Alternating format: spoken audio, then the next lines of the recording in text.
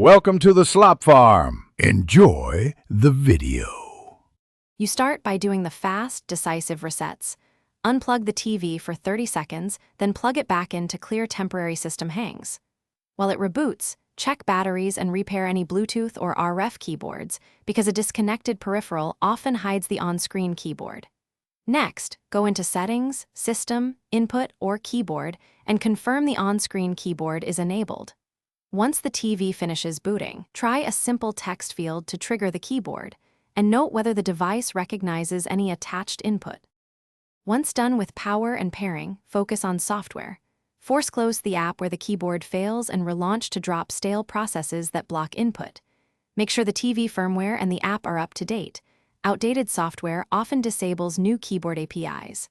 Also, cycle input sources, HDMI, streaming apps, and built-in browsers, because some apps override the on-screen keyboard. If the keyboard still won't appear, try enabling developer or accessibility keyboard options, then test text fields in different apps to compare behavior.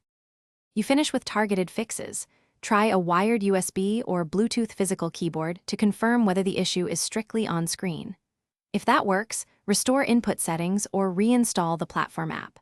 As a last resort, perform a factory reset after exporting settings and account links, because corrupted system profiles can block the keyboard.